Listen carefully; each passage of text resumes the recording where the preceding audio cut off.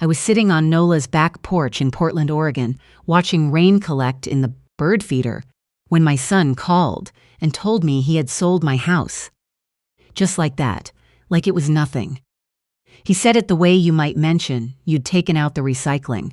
Casual, almost impatient, like this was information he was delivering as a courtesy, and he had other things to do. "Hey, Mom, just so you know, I went ahead and handled things back home. The house and the shop. Buyers already signed. Figured it was time." I heard my daughter-in-law's voice in the background, low and indistinct, but I recognized the particular texture of it, her satisfied voice, like a door clicking shut. "You'll be better off without all that weighing on you," my son added. "You said yourself the inventory was getting to be too much." I had said, once at Easter while I was tired and my back hurt, that the inventory was getting harder to manage alone since my husband passed. Once at Easter. "Are you still there?" he asked. I was there. I was very much there, 6,000 miles from home on what was supposed to be the first actual vacation I had taken in 4 years. 14 days in Portland with Nola, who had been my college roommate and my closest friend for going on 51 years. I had been trying to be present the way my grief counselor suggested. Noticing things, the specific green that Oregon rain makes, the way the Douglas firs smell in the morning, the novelty of having no register to open at 8 o'clock. And now this. Here is what I did not do. I did not cry. I did not raise my voice. I did not ask him whether he had lost his mind, though the question presented itself clearly enough. What happened instead was that the strangest feeling came over me, cold and absolutely calm, the way a lake goes still right before a storm. Because I knew something my son did not, and knowing it felt, in that moment, like standing on very solid ground while watching someone run hard toward the edge of something they could not see. "Baby," I said, and my voice came out so even and quiet that Nola, who had just stepped outside with a refilled mug, stopped in the doorway and tilted her head the way she does when she thinks something important is about to happen. "Did you happen to check who actually holds the title on that shop property?" A pause, very brief but there. "What do you mean?" he said. "Nothing," I said. "We'll talk when I get home." I set the phone face down on the porch railing. Nola set my mug in front of me and sat down across the table without a word. The rain came down steadily on her garden. "What did he do?" she said. "He thinks he sold my house," I said, "and my shop." She looked at me for a long moment. "Thinks." "Thinks," I said. And that was where it all began. Let me back up, because none of this makes sense without what came before it. My husband and I built that shop together. Well, he built the shelving, I built the business. 31 years ago, I talked him into pulling over on the main road in our little coastal Georgia town when I spotted an empty storefront 3 blocks from the water with a sun bleached. For lease sign drooping in the window. He looked at me with that expression of his, the one he saved for my bigger ideas, and said, "We don't have the money for this." I said, "We don't have it yet." 6 months later, I was stocking the first shelves with handmade pottery and driftwood sculpture and the kind of soft coastal art that tourists carry home and put on a shelf where it reminds them, for years, of a good week somewhere beautiful. I taught school 5 days a week and ran the shop on weekends and every summer. By the time I retired from teaching at 65, the shop was earning its own way just fine. My husband died 4 years ago. Heart attack, no warning. One Tuesday, he was standing in the kitchen telling me the coffee was too weak, and by Friday, he was gone. What the shop became after that, I won't pretend it was just a business. It was the reason I got dressed in the morning. The bell over the door when a customer came in. The familiar weight of the keys in my hand. The life I'd built with my own 2 hands, still standing, still mine, even after the person who'd loved me longest was no longer in it.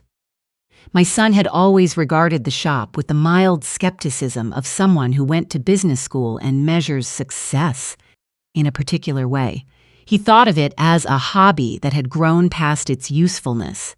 He lived in Atlanta, worked in finance, and 3 years ago had married a woman from a real estate family. Her father ran a development company that specialized in acquiring small coastal properties and converting them into vacation rental clusters. They had completed 4 such projects in the last 6 years. My daughter-in-law was efficient and composed and beautiful in the way that certain women are beautiful as a kind of strategy. And when she visited my shop, she would run a manicured finger along the display shelves and say things like, "It's such a sweet little spot," which is the way people talk about things they are planning to demolish. The push to get me to sell started gradually, about 18 months before my son's phone call. He would mention the coastal property market was at a historic peak. My daughter-in-law would email me articles about seniors simplifying their lives with links helpfully highlighted. At Christmas last year, they sat me down at my own kitchen table with printed brochures of assisted living communities within driving distance of Atlanta. "Just options," my son said, "just so you know what's out there." I looked at the brochures. I thanked them for their thoughtfulness. I put the papers in the recycling before they'd made it to the end of the driveway. What I did not know then, and would not fully understand until later, was that my daughter-in-law's father's company had over-leveraged on a resort development that fell apart, and they were in serious trouble. My shop sat on the last undeveloped commercial stretch of the main road in a town that had been discovered by travel magazines. The land alone in the current market was worth considerably more than the business on it. They needed that land. They needed it urgently, and they needed someone with legal standing to help them get it. My son, who had spent 3 years trying to prove to his in-laws that he was an asset and not a liability, was very eager to help. 6 months before that phone call in Portland, his behavior shifted in small ways. He started calling more frequently, which would have been touching if it hadn't been paired with odd questions. He asked if he could help me organize my filing cabinet during a visit. He offered to update my insurance documents for me. He asked, over dinner one Sunday, if I had ever thought about giving him a power of attorney. "Just for convenience," he said, "so someone could act on my behalf if anything happened while I was traveling." "You're getting older, Mom. You should have someone who can step in." I was 62 years old and in excellent health, but I let the comment pass. What I didn't let pass was the feeling behind my sternum that I had experienced exactly once before in my life. The morning I found a credit card statement in the junk mail and understood, in the space of one breath, that my husband had opened a new account without telling me. That feeling is not alarm. It's recognition, the body's quiet way of telling you that a pattern has a name. So I called Mr. Harrington. He had handled my husband's estate, and before that had done our will revisions twice over the years. A methodical man with reading glasses perpetually pushed up onto his forehead, and a habit of letting silence do the work that other people fill with words. I sat in his office one Wednesday afternoon and told him I was uneasy about my son's recent interest in my paperwork and my property. I told him I felt slightly absurd saying it out loud. He told me I didn't sound absurd at all. He asked me 4 questions: what assets I owned outright, how they were titled, whether anyone currently had any legal authority over them, and whether I had any reason to believe someone might try to exercise that authority without my knowledge. I answered all 4. By the end of the hour, I had agreed to establish a revocable living trust and transfer every significant asset into it: the house, the shop, the savings accounts beyond my everyday checking, all of it. If someone attempts to transfer or sell any of these properties using a power of attorney, Mr. Harrington explained in that unhurried way of his, they will encounter an immediate legal wall. The trust is the owner of record. A power of attorney, any power of attorney, does not extend authority over trust property. It simply doesn't reach. How long would it take? I asked. 6 weeks to complete, he said. Start immediately, I told him. I told no one except Nola and my neighbor across the street. A woman named Wilda, who had lived directly opposite me for 22 years and who possessed the uncommon gift of seeing trouble coming before it arrived, the way some people can smell rain. When I explained to her what I'd done, she said, "Good. Now don't tell another soul," and went back inside to finish her dinner. I hadn't told anyone else. Nola drove me to the Portland airport the morning after my son's call. We were mostly quiet on the way. She kept her hands at 10 and 2, which is what she does when she's processing something she can't fix. At the departure's curb, she put the car in park and looked at me. "You have everything you need?" "I called Mr. Harrington last night," I said. "He's reviewing what my son filed and with whom. Nothing can complete. The trust is flagged in the county records. Any legitimate title search will show the encumbrance." I paused. My son didn't do a title search. His buyer didn't either, it seems. Nola was quiet for a moment. "He really thought he'd done it." "He was absolutely certain," I said. She hugged me for a long time before I got out of the car. During my layover in Dallas, Mr. Harrington called with the particulars. My son had located a general power of attorney I had signed 8 years earlier, before my husband died, well before the trust existed, and had used it to list both the house and the shop with a real estate broker, then signed a conditional purchase agreement on my behalf. The buyer was a limited liability company registered to my daughter-in-law's family. The broker, it appeared, had accepted the listing and the signed agreement without running a thorough title search first.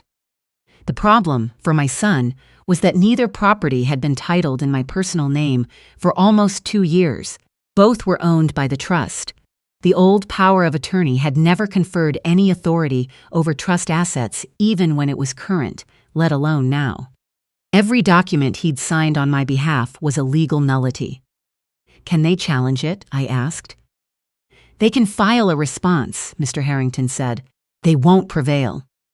I sat in the terminal and watched a small boy arrange his crackers into a careful row on the seat beside him, deeply focused, unconcerned with everything else. I thought about what it means to prepare for something you hope will never happen. I thought about the 2 years I had spent, knowing something was shifting in my son and choosing to protect myself instead of confront him. I had felt guilty about that at the time. I didn't anymore. I came home on a Tuesday afternoon. Wilda was on her porch when the taxi pulled up, and she crossed the street before I'd gotten to my front door. "They put a commercial lockbox on the shop," she said, 8 days ago. I drove by when I saw the real estate car parked out front. She pulled out her phone and showed me the photograph she'd taken. And then a second one, and this went up on the house 4 days ago. A for sale sign staked into my azalea bed. I looked at the photographs for a long moment. "Thank you," I said. "I'll need copies of both of those." Inside the house, everything was exactly as I'd left it. They hadn't touched it, hadn't moved anything, hadn't begun treating it as their own, which told me they'd been certain the legal side was secure and hadn't wanted to risk anything visible before the transfer completed. The shop was different. A commercial listing notice was taped inside the front window. The lockbox hung on the door handle. 27 years of my life, locked behind a box my son had no right to put there. I photographed everything and sent it all to Mr. Harrington. He filed the quiet title action the following morning. He also sent cease and desist letters to my son, my daughter-in-law, the broker, and the LLC that had submitted the purchase offer. My daughter-in-law called me 5 days later. I had been expecting it and answered on the second ring. Her voice was careful. She said she thought there had been a misunderstanding. "Then let's make sure we understand each other clearly," I said. "The property transfer is legally void. The purchase agreement is void. Mr. Harrington has filed to establish clear title and has notified all parties. Is there anything else that needs clarifying?" A silence long enough that I heard her inhale. "He told me you'd agreed," she said. He said you were ready to let go of it all, and you'd been too proud to say so. Did he show you a document signed by me, dated within the last 2 years? Pause. No. Did you ask to see one? She didn't answer. Come see me, I said. Thursday. Just the two of us here at the house, no attorneys. She came. She looked different at my kitchen table than she ever had at a holiday dinner. Smaller. The composure was still there, but it was the composure of someone working to maintain it, not someone who had it naturally. She wrapped her hands around the coffee mug I gave her and didn't pretend to drink it. Your father needs this property, I said, not a question. She didn't deny it. His company is in a difficult position. So he asked you to find a solution. He asked me to handle it. She paused. I told my husband it would help the whole family, that bringing assets to the table would give him a real role in the company. I thought. She stopped. You thought he had my trust, I said. She looked up. Yes. He did have it, I said. That's what makes this what it is. We sat with that for a moment. Where is he now? I asked. She looked at her hands.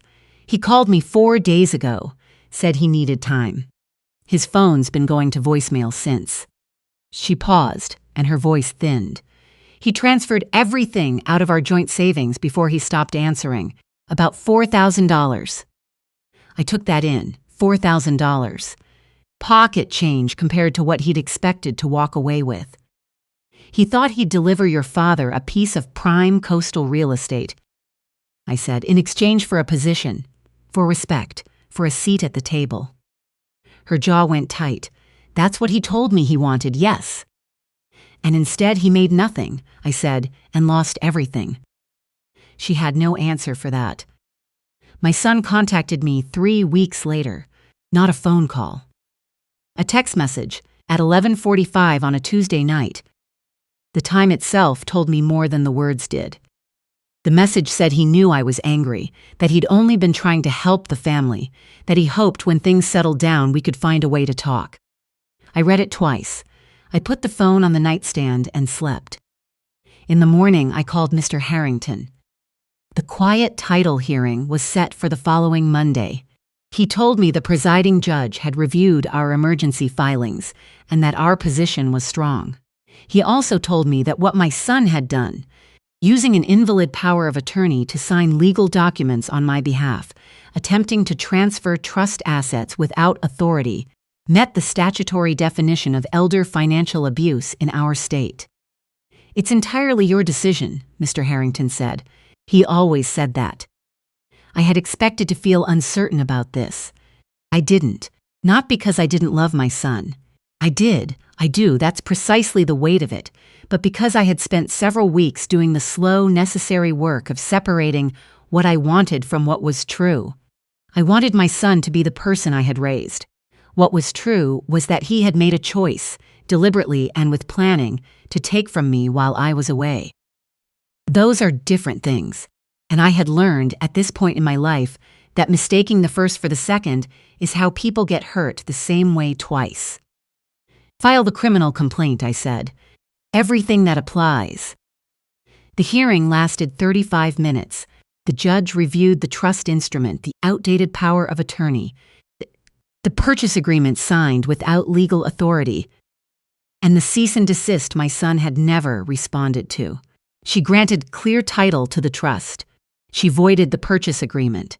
She froze the escrowed proceeds from the sale. She issued an order barring my son, my daughter-in-law, and any connected entity from making any further claim on either property. My daughter-in-law sat in the gallery. We did not look at each other when it was over. My son called me 6 days later. I don't know whether he'd received notice of the criminal complaint yet. His voice had that particular quality of someone trying to sound calm while not being calm. Mom, he said, I need you to understand something. I'm listening, I said. I made a mistake. I know that. But I was trying. Alicia's father kept looking at me like I was something she had to apologize for, like I wasn't enough. And I thought if I could bring something real to the table, prove I could deliver. He stopped himself. That matters to me, I said, and I meant it, not as an excuse, but it matters that I understand it. He was quiet. Here is what I need you to understand in return, I said. You tried to take the shop your father built the shelves in. You tried to take the house where I buried his ashes in the garden. You did it while I was 1,500 miles away, trying for the first time in 4 years to learn how to live without him. I need you to sit with what that is, not what you intended, what it is. The silence went on long enough that I checked the call hadn't dropped. Then very quietly, okay. The criminal complaint stands, I said. I want a court to put it on the record that what you did was wrong. Not because I want to see you suffer. Because you need to know it. Officially, plainly, in a room where you can't rearrange it into something else afterward. He said okay again, in a voice that sounded 20 years younger than the one that had called me from Atlanta and told me my life was handled. When this is through, I said, if you want to find a way back, a real one, starting from honesty, the door isn't locked. But I won't open it for you. That's yours to do. We said goodbye. I don't remember which of us ended the call. The shop reopened on a Saturday in early October. Wilda helped me carry in new inventory from my car and had strong opinions about where the larger pottery pieces should be placed, which I received gratefully because she was almost always right about these things. By 10 o'clock, the bell over the door had rung 9 times. I sold a driftwood wall piece and 2 ceramic mugs and had a long conversation with a woman from Tennessee who was shopping for her daughter's new apartment and wanted something that felt like the ocean. We talked for 20 minutes. She bought 3 things and said she'd be back in the spring. I stood at the register after she left and just breathed for a moment. Nola flew in the following Friday. She had decided, without much discussion, to stay 3 weeks. She brought her own pillow, a box of Oregon hazelnuts, and her cat Pepper in a soft-sided carrier. Pepper regarded my house with the sustained suspicion of someone who has been relocated against his will and intends everyone to know it. I found this very reasonable of him. We ate dinner on the back porch the first night, watching the sky go dark over the rooftops. The air was salt and warm grass, and something blooming down the street. 51 years, Nola said. You're making it sound like a sentence, I said. Best one I ever got, she said, and that was that. My son's court date was set for spring. Mr. Harrington was handling it. My daughter-in-law had filed for divorce, which I had not expected, but perhaps should have. Her father's company was under review by the State Real Estate Licensing Board. These things were moving forward without much need of me, the way justice does once you've set it in motion and stepped back. I checked in with Mr. Harrington once a week. The rest of the time, I ran the shop. I had learned something over those months that I wish someone had told me at 40. There is a difference between holding on and holding your ground. Holding on is grief. Holding your ground is something else entirely. It is knowing what belongs to you. Not out of fear of losing it, but because you built it, you know its worth, and you are not going to explain yourself to anyone who wants to talk you out of defending it. My husband used to say that the best thing you could do when someone was about to make a terrible mistake was make sure you'd already protected yourself, and then let them make it. Don't stop them. Stay who you are. Let the consequences be what they are. He was right about most things. I thought about him a great deal in those first weeks after everything settled.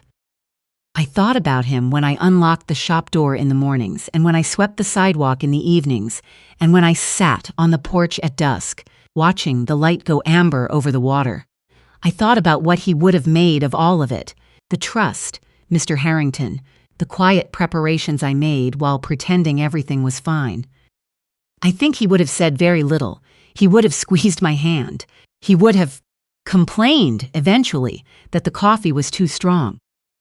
I would have given a great deal to hear that complaint one more time.